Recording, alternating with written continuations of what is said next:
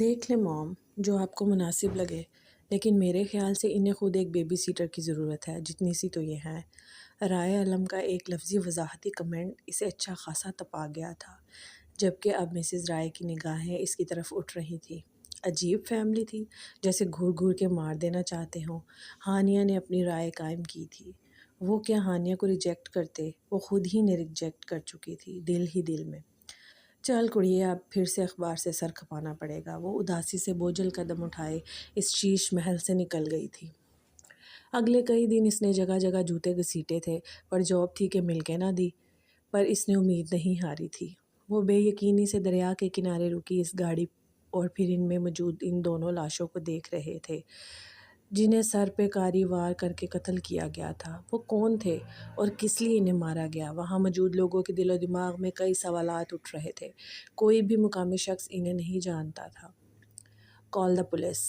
تفریح کے لیے اس مقام پر آئے ایک نوجوان نے خوفزدہ نظروں سے ان لاشوں کو دیکھتے ہوئے کہا تھا، جن کے سر سے ابھی بھی خون رس رہا تھا، جیسے انہیں کچھ منٹ پہلے ہی قتل کیا ہو۔ ایک وکٹم کو گولی سینے پر جبکہ دوسری گولی عین ناک کی سیدھ میں ماری گئی تھی، جس سے اس کی شکل کافی بگڑ گئی تھی، جبکہ اس کے ساتھ موجود لڑکی کے سر کا نشانہ لیا گیا تھا، لیکن اس کی پہچان واضح تھی۔ پولیس کے آتے ہی ہجوم پیچھے ہٹنے لگا تھا۔ کیا یہ تم لوگوں میں سے کسی کے دوست تھے؟ انٹیروگیٹ آفیسر نے دبنگ انداز میں پوچھا تھا۔ نہیں سر، ہم تو انہیں پہلی بار دیکھ رہے ہیں، شاید دریا پر آئے ڈاکو ڈکیتی کر کے چکر میں انہیں مار کر چلے گئے تھے، ایک لڑکی نے اس نے تھوک نگلتے ہوئے کہا تھا، جبکہ خوفزدہ نظریں ابھی بھی ان لاشوں پہ ٹکائی ہوئی تھی۔ تبھی اس ٹیم میں شامل چند اور لوگ بھی آئے تھے۔ لاشوں پہ نگاہ پڑتے وہ لوگ بت بنے تھے۔ دانین، اسے روکو! آریان کی آواز سرگوشی میں ڈھلی تھی۔ دانین نے خوفزدہ نگاہوں سے اسے دیکھا اور پھر پیچھے مڑ کے اسے جو اطراف کا تنقیدی جائزہ لیتے ہوئے ڈھلوانی پتھروں پر احتیاط سے چلتے ہوئے جائے وقوع کی طرف بڑھ رہا تھا۔ اسنان! وہ بھاگتے قدموں سے اس تک پہنچی تھی۔ یہ سیر و تفریح کی جگہ قتل گاہ بھی بن سکتی ہے۔ Strange yard! میں تو دیکھ کے حیران ہو رہا ہوں۔ لوگ یہاں اپنے ہنی مون ٹرپ کرنے آتے ہیں اور یہیں پر کسی کی زندگیاں کیسے ختم کر دی جاتی ہیں۔ دیکھے تو تمہارے علاقے میں قتل کی واردات کیسے ہوتی ہیں۔ چونکہ اسنان دانین اور ایان سے ملنے آیا تھا تو انہوں نے جلدی میں اسے اپنی لائیو لوکیشن شیئر کر گئے تھے، لیکن وہ اپنی شرارتی موڈ میں دانین کے بوکھلائے تیور دیکھ نہیں پایا تھا۔ دانین کو مسکراتی نگاہوں سے دیکھتے وہ آگے بڑھنے لگا تھا جب دانین نے نفی میں سر ہلایا تھا۔ قتل تو قتل ہی ہوتا ہے اسنان، یہ ہمارا تمہارا علاقہ کون سا ہوتا ہے؟ دانین نے اس کے مذاق کو مذاق میں ہی اڑانا چاہا تھا، یا شاید اس کی توجہ بھٹکانی چاہی تھی۔ وہ جانتی تھی کہ وہ ASP اسنان بخاری تھا، جس پہ بڑے سے بڑے افسانہ بھی اثر نہیں کرتا، جس سے جرم کی دنیا کے لوگ بھی پناہ مانگتے تھے، اور گھمگیر سے گھمبیر تر کیس کو بھی چند منٹوں میں حل کرنا گویا اس کا پیشن تھا۔ لیکن نہ یہ علاقہ اس کا تھا، نہ ہی یہ صورتحال اس کے لیے قابل قبول ہوگی۔ تبھی دانین سخت رد عمل ظاہر کرتے ہوئے اس کے بڑھتے قدموں پر بند باندھنے چاہے تھے۔ اسنین، تم جاؤ یہاں سے۔ انٹیروگیٹ آفیسر کو شاید تمہارا یہاں آنا پسند نہ آئے۔ تم جانتے ہو نا تمہاری ان سے خاص نہیں بنتی۔ وہ تھوک نگلتے اسے وہاں سے جانے کا کہہ رہی تھی۔ ایک آخری راستہ تھا اسے روکنے کا، کیونکہ یہ سب جانتے تھے اسنان کو لاہور بھیجنے میں ان کے آفیسر کی ذاتی انا تھی، دشمنی تھی، یا کچھ بھی کہہ لیں۔ کیوں میں کون سا ان کے کام میں دخل دینے والا ہوں؟ تم لوگوں نے ہی کہا تھا کہ تم لوگوں کے ساتھ آ جاؤں۔ آئی نو کہ کیس سولو کرنے کے لیے ہر علاقے کی اپنی اسٹریٹجی ہوتی ہے، بٹ چھوڑو، آئی پرومس یو کہ میں تمہارے جینیس آفیسر کی کارروائی میں ایک لفظ بھی نہیں بولوں گا۔ وہ دانین کو اگنور کرتے ہوئے آگے بڑھا تھا۔ اسنان بخاری کا آگے بڑھتا ہر قدم دانین کو اپنے دل پہ محسوس ہو رہا تھا۔ کچھ ایسی ہی حالت فق چہرہ کے لیے ان کی جانب دیکھتے آریان کی تھی۔ وہ دانین سے آنکھوں ہی آنکھوں میں التجائے کر رہا تھا، مگر سب بے فیض تھا، کیونکہ وہ بالکل جائے وقوع کے قریب پہنچ چکا تھا۔ کیا ہوا؟ کیس الجھا ہوا ہے کیا؟ اسنان نے اس کے کندھے پر ہاتھ رکھتے ہوئے ذرا سا آگے کو ہو کے مجمع کے اوپر سے جھانکنا چاہا تھا، جبکہ اس کے انداز میں وہی گرم جوشی تھی جو اتنے دن بعد دوست سے ملنے پر ہوتی ہے۔ سب جانتے تھے اسنان بخاری کڑے دل سے اپنی ڈیوٹی کرتا تھا، اور ایسی سچویشن پر وہ زیادہ دیر تعصب کا شکار نہیں رہ سکتا تھا۔ آریان کی آنکھیں بند ہوئی تھی، ادھر دانین نے مٹھیاں سختی سے بھینچی ہوئی تھی۔ مسٹر آریان، وکٹمز کے آس پاس سے جو چھوٹی سے چھوٹی چیز بھی ملتی ہے کلیکٹ کریں اور غیر ضروری لوگوں کو ہٹائیں یہاں سے۔ آفیسر کی آواز پہ اس نے آنکھیں کھولی تھی جو تیکھے چتونوں سے اسنان بخاری کو گھور رہا تھا۔ اسنین کو آفیسر سے زیادہ انکار رویہ انتہائی عجیب لگا تھا۔ اس نے مڑ کر دانیال کو دیکھا، وہ ابھی تک وہیں ٹھہری تھی جہاں اسنان اسے چھوڑ کے آیا تھا۔ وہ آریان کے پیچھے چلتے ہوئے اس گاڑی کی طرف بڑھ رہا تھا۔ اسنان، وہ آریان نے آخری کوشش کرنی چاہی تھی، پر اتنا آسان کہاں تھا اس سے یہ سب چھپانا۔ مرڈر انتہائی سنگین نوعیت کا تھا۔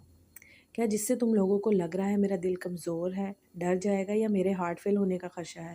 اسنان کو ان کے عجیب تاثرات کو دیکھ کر عجیب لگ رہا تھا، تبھی سوالیہ نظروں سے ان دونوں کو دیکھتے ہوئے پھر سے سامنے دیکھنے لگا تھا۔ وہ سرسری سی نگاہ قیامت ثابت ہوئی تھی۔ اس نے بے یقینی سے آریان کو دیکھا۔ کیا سچ یہی تھا جو اس نے دیکھا تھا؟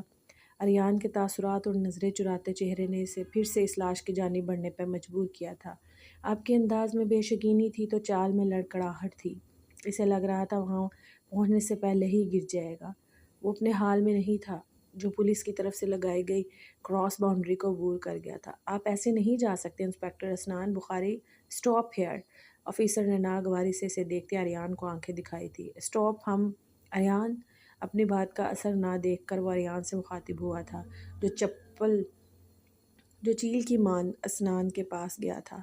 اسنان، تم نہیں جا سکتے ایسے ان کے پاس، ابھی انویسٹیگیشن چل رہی ہے، اور کچھ بھی گڑبڑ کی تو تمہارے بھی فنگر پرنٹس آ سکتے ہیں۔ آریان نے لمحوں میں سے جا لیا تھا جسے اسنان نے جھڑکتے ہوئے آگے بڑھنے کی پیش قدمی جاری رکھی تھی۔ دعا؟ یہ دعا ہے نا؟ دعا؟ آریان کو دھکا دیتے وہ دعا پہ جھکا تھا، پر آفیسر کے اشارے پہ کئی پولیس والوں نے اسے درمیان میں پکڑا تھا۔ انسپکٹر اسنان بخاری، آپ اتنی لاپرواہی کیسے برت سکتے ہیں؟ آپ کے فنگر پرنٹس آ جائیں گے باڈی پہ۔ آپ اپنے باپ کے اختیارات کا ناجائز فائدہ اٹھا رہے ہیں اب، ایک آفیسر نے چڑ کے سے کہا تھا، کیونکہ سب جانتے تھے کہ اسنان بہت محنت اور لگن سے یہاں پہنچا تھا، پر اب بھی کچھ آفیسرز اس کے باپ کے وزیر قانون ہونے کی وجہ سے اس کی ترقی کو سفارش پر معمور کرتے تھے، اور جس بات سے وہ بے حد چڑ کھاتا تھا۔ تبھی دانین اور ایان اسے سمجھا بجھا کے ایک طرف لائے تھے۔ وہ نم آنکھوں سے سامنے کا منظر دیکھ رہا تھا، جہاں ڈیڈ باڈیز کی تمام اینگل سے تصویر لینے کے بعد اب ڈیڈ باڈیز کو ایمبولینس میں ڈالا جا رہا تھا۔ وہ پھٹی پھٹی نگاہوں سے اسے دیکھ رہا تھا۔ ابھی صبح ہی تو وہ اس سے مل کے آیا تھا۔ اس کی آنکھوں کے سامنے بار بار دعا کا ہنستا مسکراتا چہرہ گھوم رہا تھا۔ اسنان، پلیز سنبھالو خود کو۔ آریان کے پاس بولنے کو لفظ کم تھے۔ ایک بے بس نگاہ دانین پہ ڈالی تو وہ آگے بڑھتی اس کے چوڑے کندھے پر سر رکھ کر بیٹھ گئی تھی۔ دانی، وہ تو شام کو میرے ساتھ انگیجمنٹ کا ڈریس لینے جا رہی تھی نا؟ پھر نہیں، شاید یہ آنکھوں کا دھوکہ تھا، ہم ایک بار پھر سے ہاسپٹل جا کے چیک کرنا چاہیے نا؟ وہ اٹھ کھڑا ہوا تھا۔ آریان نے اسے پھر سے سنبھالا تھا، تبھی وہ دریا کی گیلی مٹی اور پتھروں پہ دو زانوں بیٹھتے چلا اٹھا تھا۔ وہ چاروں ہی بیسٹ فرینڈ تھے، لیکن سنان کا درد ان لوگوں سے زیادہ تھا جو خاص بندھن میں اس سے جڑا تھا۔ سالوں کی دوستی محبت میں بدلی تھی یا انسیت میں، مگر اسنان بخاری نے ہزاروں کی بھیڑ میں دعا مرزا کو چنا تھا اپنے ہم سفر کے طور پہ، مگر اس کا قتل اور یوں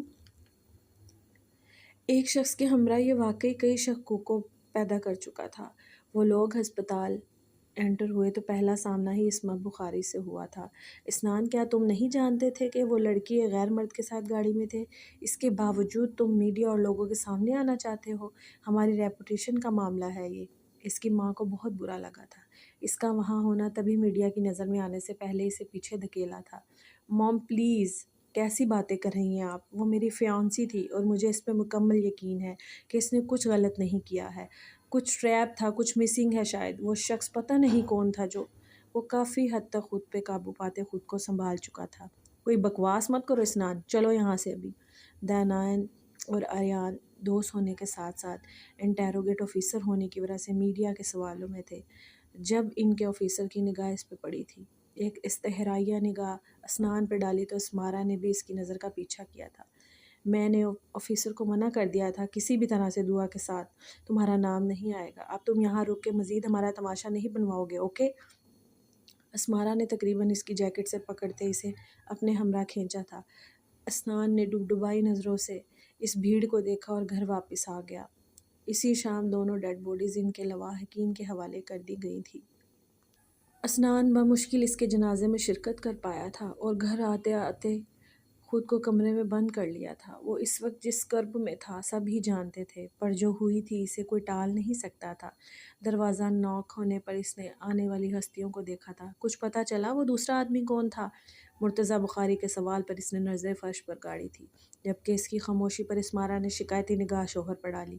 دیکھو سنان، خدا کی مرضی کے آگے انسان بے بس ہے بیٹا، پر اگر تم جانے والے کی وجہ سے اپنے رشتوں کو اگنور کرو گے تو یہ اچھا نہیں ہے بیٹا۔ تم جانتے ہو تمہاری ماما کی شدید مخالفت کے باوجود بھی میں خود دعا کا رشتہ لے گیا، تمام معاملات طے کیے، پر یہ رشتہ خدا کی مرضی میں نہیں تھا بیٹا۔ سنبھالو خود کو۔ مرتضیٰ بخاری ہمیشہ کی طرح اپنے نرم خوں انداز میں اسے سمجھا رہے تھے۔ اس نے ڈبڈبائی نظروں سے انہیں دیکھا تو اسمارا تو بیٹے کی یہ حالت دیکھ کر تڑپ اٹھی تھی۔ دیکھ رہے ہیں آپ مرتضیٰ، کیا حالت بنا رکھی ہے اس نے۔ اپنی یہ ماں سے ملنے آیا تھا، جبکہ 2 گھڑی بھی نہیں بیٹھا یہ میرے ساتھ۔ اسمارا کی آواز بھی رند گئی تھی۔ آئی ایم سوری ماما، لیکن میں واقعی خود کو نہیں سنبھال پا رہا۔ آپ خود بتائیں، کیا دعا کو جانا چاہیے تھا ابھی تو ہم نے اپنے خواب پورے کرنے، ایسے کیسے وہ مجھے بیچ راہ میں چھوڑ کے جا سکتی ہے بابا؟ وہ بابا کے ہاتھ تھامے پوری شدت سے رو دیا تھا۔ اسمارا اس کی حالت دیکھ نہیں پا رہی تھی، تبھی احتجاجی واک آؤٹ کر گئی تھی وہاں سے۔